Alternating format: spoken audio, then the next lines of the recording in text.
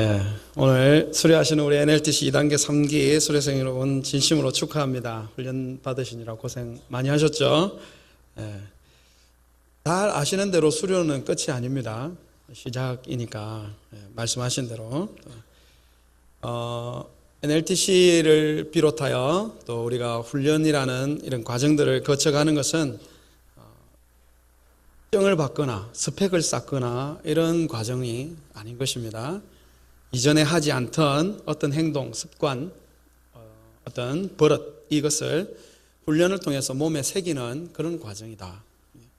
NLTC는 전도하는 것을 이렇게 배우지 않습니까? 특별히 2단계는 소그룹을 형성하고 그렇게 믿지 아니하는 주변 사람들 오이코스를 초청하여서 이렇게 복음을 전략적으로 정하는 소그룹 전도를 배우신 것이라고 봅니다. 이번 훈련으로 한번 딱 하고 이제는 다시는 반복하지 않으리라. 이렇게 생각하시면 수료증 받으면 안 됩니다. 이해되는 대로, 아니 기회를 만들어서 정말 소그룹 전도 배운 대로 그렇게 지속적으로 실행하심으로 일평생의 전도의 습관을 몸에 새겨 놓으리라. 이렇게 하시는 분만 수료증을 받으실 수 있습니다. 그러실 거죠? 3분 받으실 수 있습니다. 3분. 그렇게 하실 거죠? 수료증 받으시려고요. NLTC 2단계 훈련을 통해서 익혀지는 그런 전도의 좋은 습관이 몸에 완전히 배이시고 좋은 전도의 일꾼으로 하나님께 쓰임받기를 간절히 소원합니다. 오늘 읽은 우리 본문 말씀을 가지고 짧게 하면 좋겠습니다. 오늘 말씀은 우리가 잘 아는 암송구절 중에 하나이죠.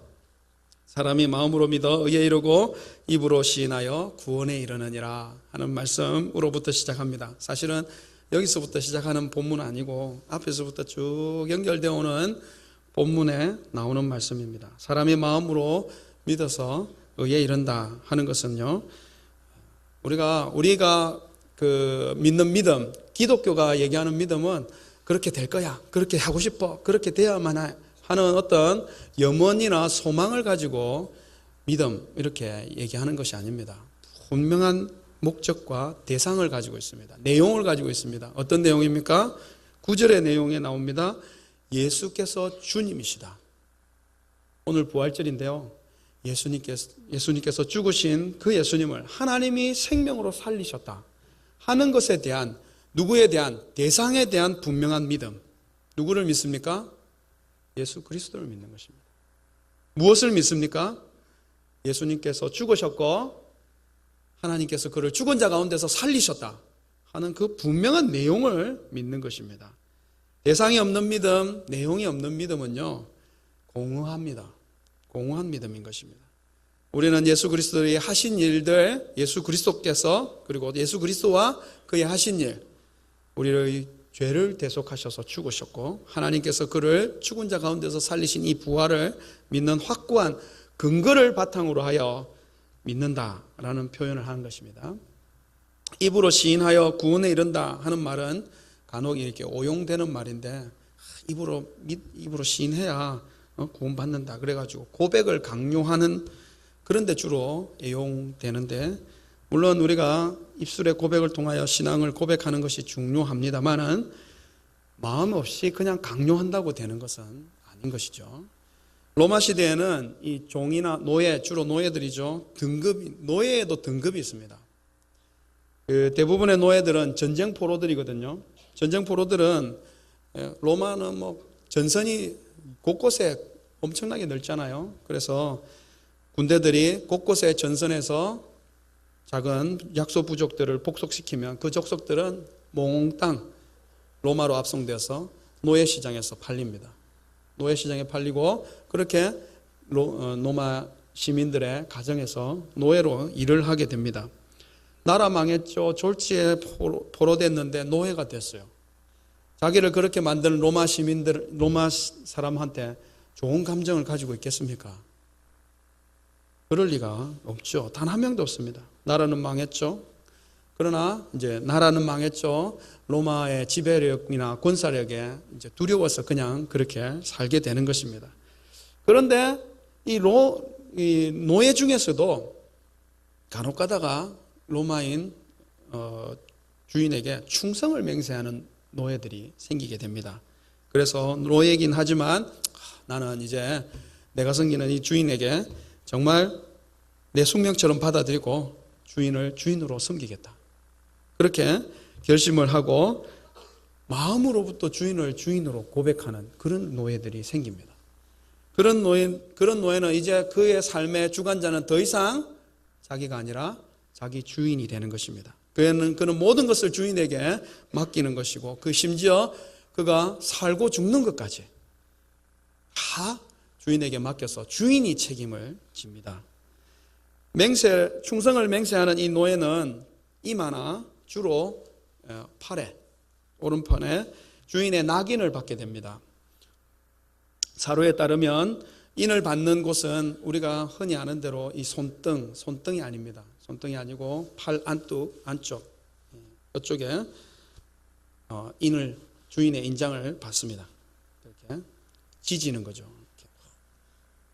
그래서 성경에 이마나 오른손에 인을 받는다라는 표현은요, 그가 이제 누구를 섬기게 됐는가, 누구에게 충성을 맹세하는가 하는 신분증과 같다 하는 것입니다. 모든 노예가 주인의 소유물이긴 하지만 낙인을 받지 않은 노예와 낙인을 받은 노예는 완전히 다릅니다. 낙인을 받지 않은 노예는요, 입으로는 주인을 주인이라고 부르지만 그의 마음은 그를 주인으로 여기지 않습니다. 적개심이 있죠. 제가 저놈아 때문에. 그죠? 그러나 이제 마음으로부터 자기가 주인을 주인으로 받아들인 사람, 낙인을 받은 사람은요, 다른 것입니다. 주인을 주인으로 고백하는 그 고백은 입으로만 나오는 것이 아니라 마음에부터 나온 것입니다. 그래서 낙인을 받은 노예는 주인에게 충성을 맹세하고 주인을 주인으로 모셨기 때문에 다릅니다. 좋은 주인 만나면 좋겠죠. 우리는 좋은 주인의 한 예를 백부장에게서 봅니다. 백부장. 그 예수님을 청했던 백부장. 이 백부장은 자기 종의 이 낙인을 받은 아마 종인 것 같아요. 회복을 위해서 유대 장로들을 청하여 부르고 청하고 예수님을 청하여 부탁하고 자기 친구들을 청하여 부탁합니다. 주인의 정성을 받은 종, 주인의 정성을 받는 그런 노예, 그거 괜찮지 않습니까? 그거 괜찮은 것 같아요. 사람이 마음으로 믿어 의에 이르고 입으로 시인하여 구원에 이른다 하는 그런 의미는 바로 이런 것입니다. 노예가 주인을 주인으로 모셔드리고 그 마음으로부터 주인을 주인님이라고 부름으로써 그의 모든 것을 자기 주인에게 맡기고 모든 것을 주인에게 책임을 지게 하는 것, 자기로 보자면 주인의 낙인을 받기로 마음으로 결정하고 낙인을 받은 노예의 행동인 것입니다. 사람 주인은요, 운이 좋으면 좋은 사람 만날 수가 있겠죠. 운이 나쁘면 험한 사람 만나겠죠. 저 사람에게 정말 충성을 맹세해야 되나 말아야 되나 이렇게 망설여질 수도 있겠습니다. 그러나 우리 주 예수 그리스도는 어떻습니까? 정말 충성을 맹세하고 그를 내 인생의 주권자로 나의 살고 죽는 것까지 결정할 수 있는, 그렇게 주인을 주인으로 모실 수 만큼 할 수 있는 그런 분이십니까?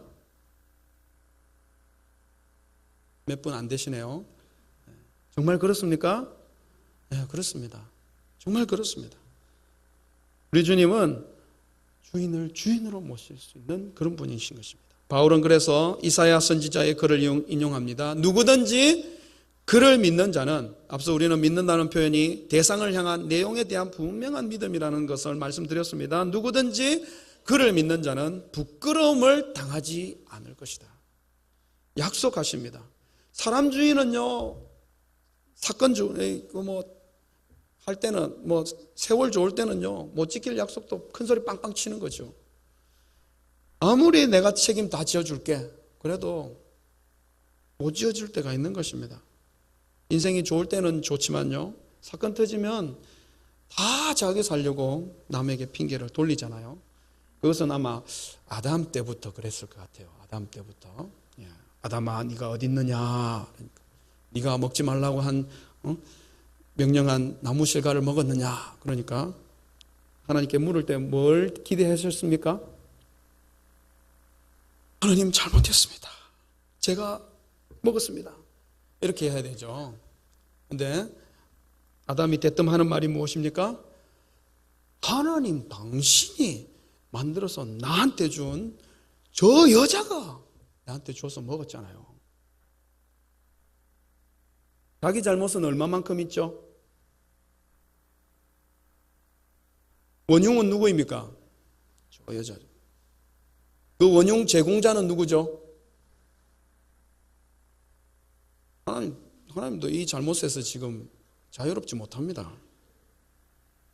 마음으로 탐욕을 부려 타락했고 입으로 핑계하고 변명하는 말을 고백함으로써 제가 확정되고 죽음에 이르게 된 것입니다.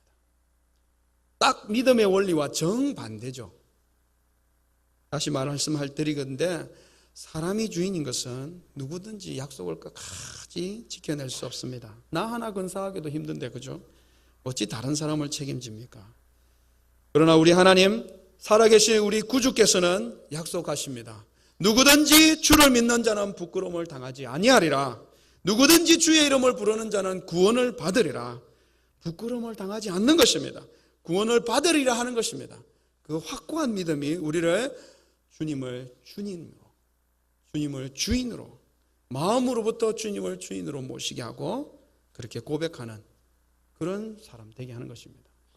저와 여러분들은 바로 그렇게 고백하는 그리스도인인 줄 믿습니다. 사도 바울은 14절, 15절에서 우리가 어떻게 그렇게 예수 그리스도를 구주로 고백할 수 있게 되었는가? 어떻게 예수 그리스도를 마음의 주인으로 모시게 되었는가 하는 그 사건이 어떻게 일어났는지에 대한 과정을 추적하고 있습니다. 총 4개의 어떻게라고 시작하는 의문사를 사용한 문장을 나열하면서 구원에 이르는 6개의 단계를 보여줍니다. 어떻게 부를 수 있게 됐죠? 믿지 않는 자를? 어떻게 믿을 수가 있게 됐죠? 듣지도 못한 자를? 어떻게 들을 수가 있게 되었죠? 전파하는 자가 없이?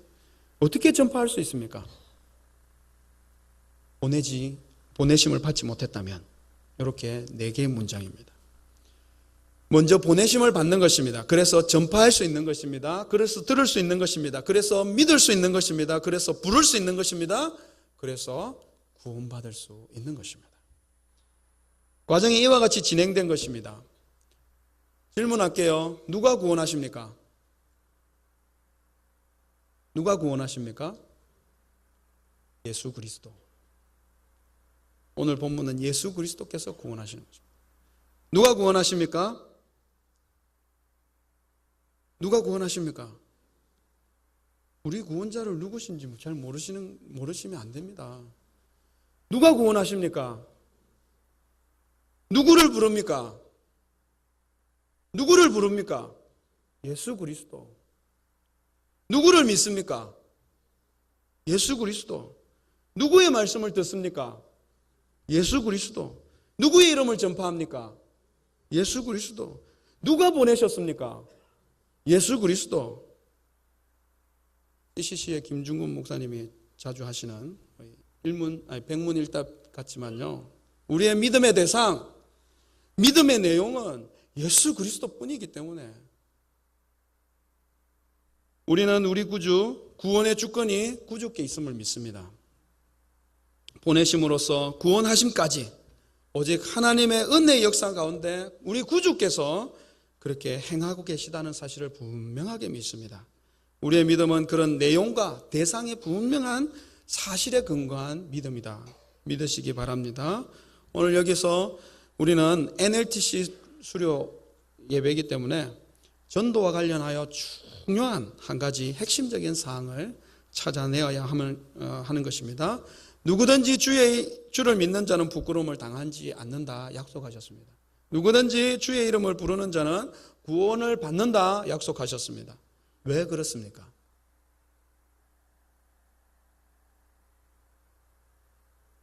구원하시는 분이 사람이 아니라 전도자가 아니라 우리 구주 그리스도 예수시기 때문인 것입니다. 구원하심이 사람에게 있지 아니하고 예수님께 있기 때문에 결코 그 부르심이, 결코 그 전파함이, 결코 그 구원이 헛되지 않는 것입니다. 들어서 믿고 부르는 자에게 적용된 이 원리가 전파하고 보내시음을 받는 자에게도 그대로 적용이 됩니다. 정확하게 그대로 적용이 됩니다. 구주께서 보내시면 보냄을 받는 자는 반드시 가게 되어 있습니다.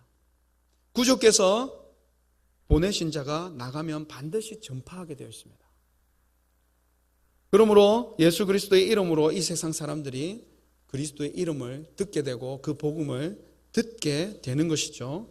구원의 주권이 우리 주님께 있기 때문에 있으면서 또 구원자를 보내시는, 전도자를 보내시는 그 주권도 우리 주님께 있기 때문에 주님의 보내심을 받을 때에 그것이 결코 허망하게 끝나지 않는다는 말입니다. 부르는 자, 믿는 자가 구원을 반드시 받듯이 보내심을 받는 자, 전파하는 자는 반드시 구원받을 자에게 복음을 전하게 된다는 것입니다. 중요합니까? 너무너무 중요한 것이죠. 이번 주 중에 우리 교회에 새로 나온 청년 한 분을 신방하게 되었습니다. 여러 가지 고민을 하고 있는 차에 우리 교회 한 분이 인도하셔서 교회로 이렇게 출석하게 되었습니다. 신방을 가서 여쭤봤어요. 어떻게 해서 우리 교회에 이렇게 나오게 되셨나요? 미션 스쿨을 다녔는데 이제 그래서 교회나 예배에 대해서는 이렇게 익숙한데 고등학교 졸업하고 나서는 이제 거의 교회 다녀본 적이 거의 없다고 하십니다. 그러다가 최근에 이제 부모님들이 연세가 많으시더라고요. 그러면서 약도 예전보다 더 많이 드시고 또 몸도 점점 쇠약해지시는 것을 보면서 아마 죽음과 인생에 대한 어떤 허무 이런 것들에 대해서 고민이 생긴 것 같아요. 그러다가 평소에 안면이 있는 우리 교회 이 전도하신 분이 교회 나오라고 이렇게 무심결에 이렇게 건네준 우리 교회 전도지 한 장을 받고는 그 전도지에서 빛을 봤대요. 그분이 그렇게 표현하셨습니다. 빛을 봤대요. 아, 하나님을 믿어야 하는가? 그런 생각을 하고 이제 교회에 출석을 하게 되었습니다. 그렇게 신방을 하면서 사형리를 아십니까? 10조까지 읽어드리고 영접 기도문을 읽고 영접 기도를 하였습니다. 그 청년이 진정으로 따라 했습니다. 진정으로 그 기도를 드렸다면 예수님은 어떻게 하시죠? 우리 NLTC 훈련생들 약속하신 대로 그 청년의 마음에 들어가시는 것입니다. 그 청년이 예수님을 마음에 영접했으면 이제 예수님 어디 계십니까? 그 청년의 마음에 있는 우리가 영접할 때 주님께서 우리의 마음에 오셨듯이 예수님은 그 청년에게 그 마음에 계신 줄 믿습니다. 우리 안에 들어오셔서 거하시게 된 그 예수님이 약속하신 그분이 한번 들어오셨어요. 들락날락 하실까요? 절대 그렇지 않습니다. 절대로 그런 일 없습니다. 한번 들어오신 그분은 우리 구주께서는 영원히 우리와 함께 하시는 것입니다. 그러므로 누구든지 주를 믿는 자는 부끄러움을 당하지 않는 것입니다. 그러므로 주의 이름을 부르는 자는 반드시 구원을 받는 것입니다. 우리는 전도지 한 장 건네주는 그런 게 아주 사소한 것처럼 우리 눈에는 보이지만 때가 되어 복음을 받아들이고 구주로 믿기로 작정된 자에게는 그것이 빛입니다. 그것이 생명입니다. 그것이 구원입니다. 왜 그런 일이 일어납니까? 어떻게 그런 일이 일어날 수 있습니까? 구주께서 보내시는 것이죠. 구주께서 보내시고 구주의 이름을 전파하기 위하여 예수 그리스도의 이름으로 그를 보내시기 때문에 그런 일이 일어날 수 있는 것입니다. 결코 복음을 전하기 위하여 예수님의 이름을 전하기 위하여 우리 눈에 사소해 보이는 그것이라 할지라도 그것이 결코 헛될 수 없는 이유가 바로 거기 있는 것입니다. 노현삼 목사님이 심호하시는 광염교회 여러분 혹시 감자탕 교회 이야기라는 책 아시죠? 감자탕 교회 이야기에 나와 있는 전도에 관련된 실화 한 토막을 이렇게 소개함으로 말씀을 마무리하겠습니다. 신실한 집사님 한 분이 전도를 하기 위하여 아파트에 갔습니다. 습관대로 그는 문 앞에서 벨을 눌렸는데 여러 번 눌려도 대답이 없어서 그냥 돌아서려고 하는데 마음에 강한 음성이 들려왔어요. 돌아가지 마라. 집사님 계단 내려가다가 다시 올라왔습니다. 그리고 그 집에 마구 두드리기 시작했어요. 아무 음성이 없습니다. 두드리기를 멈추고 이제 뭐 별일 없는가 보다 하고 다시 돌아가려고 이렇게 하는데 바로 그때 문이 덜컥 열리면 아주 흠상궂게 생긴 사람이 도대체 누구길래 이렇게 귀찮게 구는 거요? 그렇게 퉁명스럽게 쏘아붙이고 했습니다. 집사님은 전도하려고 이렇게 교회에서 나왔습니다. 그렇게 얘기했어요. 그래서 집주인은 아주 퉁명스럽게 볼 일 없으니까 딴 데 가보쇼 이렇게 하고 그냥 들어갔습니다. 문을 쾅 닫고 들어갔습니다. 집사님 낙심해서 돌아서 이제 계단을 내려가려고 하는데 아주 다급한 목소리로 귀에 들려왔습니다. 절대로 포기하지 마라. 집사님이 다시 올라갔어요. 그리고 초인종을 눌렀습니다. 계속 눌렀습니다. 아주 그 집주인이 막 환한 표정으로 와서 거친 목소리로 소리를 질러댔습니다. 떨리는 손으로 이거 읽으시고 예수 믿고 천국 가세요. 그날 밤에 이 집사님의 집으로 전화가 한 통 들어왔습니다. 저는 오늘 당신을 집 앞에서 매정하게 쫓아냈던 바로 그 사람입니다. 당신이 찾아왔을 때 나는 삶의 의미를 잃고 죽기로 결심하고 막 목을 매리려던 순간이었습니다. 초인종 소리를 들어서 방해받지 않기 위하여 가만히 있었습니다. 빨랫줄에 목에 걸고 의자에 올라서서 의자를 이렇게 차려고 하는 순간 누군가가 다시 문을 두드리기 시작했습니다. 저는 문 소리 듣는 소리가 나지 않을 때까지 기다렸다가 잠시 후에 그가 가는 듯해서 이제 됐다 다시 죽기로 이렇게 했는데 마음을 먹고 의자를 차렸는데 또다시 두드리는 소리가 들려요. 도대체 누가 나를 이렇게 애타게 찾고 있을까? 죽더라도 그를 한번 만나보고 죽어야 되겠다 이렇게 생각이 들었어요. 그래서 문을 열고 보니까 당신이 서 있었어요. 전도하러 왔다고 하는데 얼마나 신경질이 나는지. 그래서 문을 닫고 들어가 버렸어요. 당신은 나의 마지막 기회까지도 방해했습니다.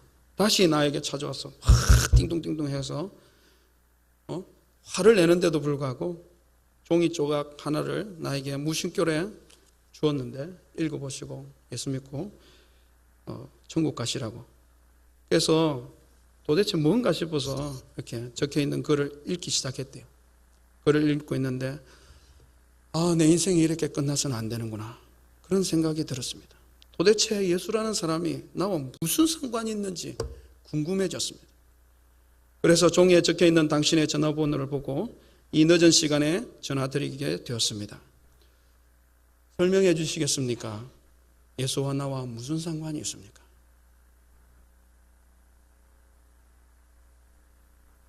성령님을 의지하고 끝까지 포기하지 않는 전도자를 통하여 생명을 얻게 되는 줄 믿습니다. 그 주권이 내게 있지 아니하고 우리 구주께 있기 때문에 우리는 전파할 수 있고 전할 수 있고 그래서 반드시 영혼의 열매가 맺히게 될 줄 믿습니다. 오늘 NLTC를 수료하시는 우리 수료생 여러분, 그리고 먼저 그렇게 복음 전파를 받고 듣고 믿고 부르심을 얻어 구원을 얻는 우리 사랑하는 성도님, 우리가 받은 이 놀라운 구원의 은총을 전하고 나누는 일에 주저하지 마시기 바랍니다. 처음 한 번 안 받는다고 몇 번 안 된다고 포기하지 마시기 바랍니다. 사실 몇 번 해서 포기하셨다면 저를 포함해서 여기 계시지 못할 분들이 얼마나 많이 있습니까? 포기하지 아니하고 끝까지 주의 복음 전하는 일에 순종할 때에 영혼을 구원하는 큰 영광을 보게 될 줄 믿습니다. 그래서 아름답도다 좋은 소식을 전하는 자들의 발이여 아름답도다 전도자들의 발이여 함과 같은 줄 믿습니다. NLTC 수료생 여러분들과 우리 모든 성도들이 주의 보내심 전파케 하심에 순종함으로 주의 이름을 듣고 믿고 부르게 되어서 주의 살리시는 역사, 구원하심의 역사에 큰 영광을 보게 되는 그런 우리 전도자도로 다 서게 되기를 간절히 소망합니다. 하나님 은혜를 감사합니다. 오늘도 하나님께서 우리에게 전도에 큰 도전을 허락해 주셔서 감사합니다. 우리는 사소해 보이나 바로 그것을 사용하시고 그것을 하나님께서 기회로 만드셔서 죽어가는 영혼이 살아나게 되는 줄 믿습니다. 죽은 영혼이 주께로 생명을 받고 빛을 받고 살아나게 될 줄 믿습니다. 그런 전도자들로 아름다운 소식을 전하는 자들로 살아가는 저들, 우리 NLT 수료자들 다 되게 하여 주옵소서. 예수님 이름으로 기도하옵나이다. 아멘.